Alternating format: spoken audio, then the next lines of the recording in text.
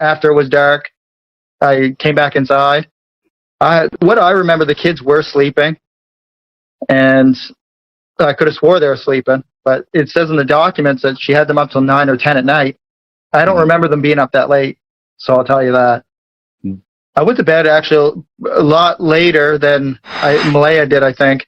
Like, Malaya was already asleep when I came into bed. I remember flicking on the light for the kids at 12 at night, or a little bit after 12, so a little bit after midnight, and both of the kids were fast asleep under the covers. Right here in this area here. I plan on putting a pool up this year for the kids. You need level ground for a pool. That's what I was doing. I was leveling out the ground to set up a pool. And this is the Thursday. This is Thursday. Right. Friday, all the investigators, search and rescue and everything, right around here was where they found the only footprint. This is where the boot. This is where I was raking that night. That's where the boot print was found, in the mud where I was raking. I'm going to start from Monday. Monday, the kids went to school. They came home from school, they were playing outside. Tuesday, they went to school, they were playing outside. Wednesday, they had an in-service. Daniel left at 12 o'clock with Malaya, Jack, Lily, and Meadow. They went to their grandmother's to do laundry. They get home at 10:30 that night. Thursday, they were in town. When they came home, I came out of the trailer. Jack was sitting beside the little playhouse digging worms with Lily. Jack said, "Granny, I found a worm. I found a centipede." I said, "Good boy. You keep looking." I went over and I started raking in front of my RV where I found Malaya standing. I was raking some gravel out of the bank to smooth it out to put a swimming pool. That's the only thing I did, was break a little gravel out of the bank to level it out for a swimming pool. The footprint was found right where I was leveling the ground out for the swimming pool. An investigator came and measured the little footprint to see if it was Jack or Lily's. That's the only footprint that was found. Are you confident in where the investigation is going?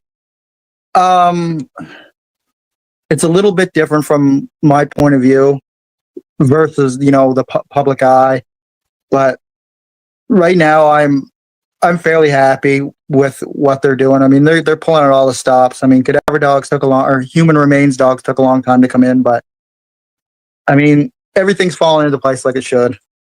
It's just the amount of time that's passed. It's just, for some people, it's not fast enough. Yeah. Well, I know Wednesday they had what they call a PE day, which is kind of like an in-service. Mm-hmm. And so no children attended the school that day. And then on Thursday, Lily had a cough. And I really didn't know if Malaya was going to keep them home for Friday, but, kind of turns out that she did.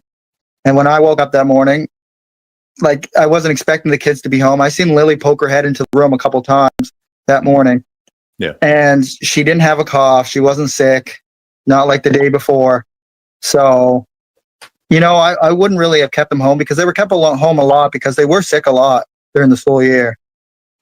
But allergies, or is this like? No, they just had low immune systems, Daniel. Okay. I mean, for the first, 11 weeks of school, they were sick each week. Not they brought home COVID and stuff like that. Well, but you can't expect a kid to be perfectly healthy when they're hanging out with other children, right? Yeah, no, that makes sense. And so it sounds like she was pretty bad the day before she went missing on Thursday. Yeah, she did have a cough, but I was never expecting Malaya to keep them home for both days.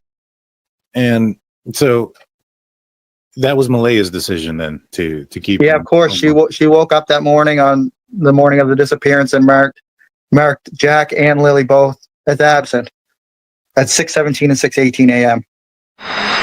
Good deal. And so the last time that they're seen is on camera the day before. What happened the night after they're seen on camera? What was that night like? The night that they were seen on camera, they were seen on Thursday. They were seen at Dollarama, and then we went to Acropole. We got some food and then brought it home. When we got home, it was a little bit before 4 o'clock, and I went outside and helped mom work on the fence. Took me a little while to find all my tools and stuff, but then, after I got my drill and everything else, and I helped mom work on the fence for quite a few hours until it was just coming on to dark. And then after it was dark, I came back inside.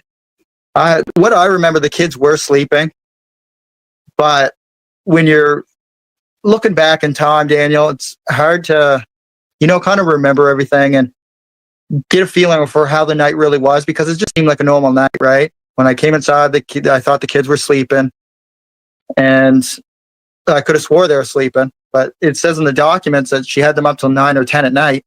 I don't remember them being up that late, so I'll tell you that. Were you looking at your phone or your watch at what time it was every Yeah, few minutes? I mean, I got a watch on my arm the whole time, and I never look at it, man. I'm always grabbing for my phone. It's not uncommon unless you're like something specifically happens and you look at the time at that specific time.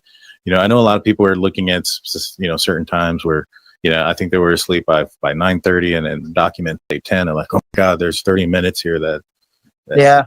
It's a little bit of a wild expectation for people to expect to remember things, especially on, like you mentioned, on a night that was pretty normal. But that night, what time did you go to bed? I went to bed actually a lot later than Malaya did, I think. Like, Malaya was already asleep when I came into bed.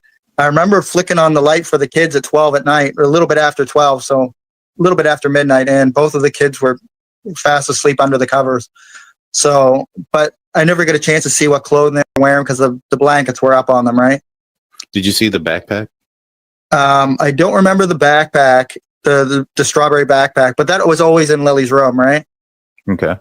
Like that was always in Lily's room. Like she never took it out of there, right? That was her backpack it wasn't a school backpack. I know a lot of people think that, but she actually had a pink LOL doll, like for school, and that was her. And the backpack she ended up taking was the one that we bought for when she took to her grandmother's, right? Which would be Cindy Murray.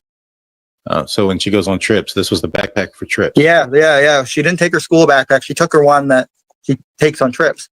Interesting. Trips or overnight trips or to go to visit, she would use that backpack. Interesting. Yeah. And so what's the layout of the house look like? So the layout of the house is we have the bedroom at the very end.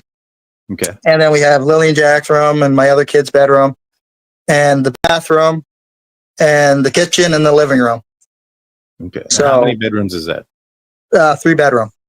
3 bedrooms. And I know some people have asked, like, Lilly and Jack, they shared a bedroom. Was there a reason why one wasn't in one room and one wasn't in the other? Well, my other kids were in the other bedroom. I mean, it really didn't matter if, like, but I know my they like to be in the same bedroom and they like to play together, right? Yeah. So, and it was a lot different for my other 2 kids, not having like any other kids involved with me and being a family before this, right? So it was kind of new to them. It was kind of new to Lilly and Jack as well, especially with the new baby coming in too. So it was a little bit different for everybody.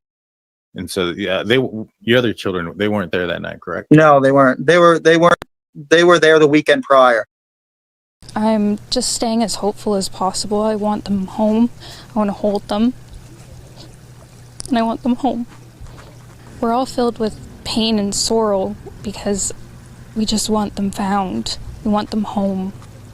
Everyone loves them. I just want to remain hopeful.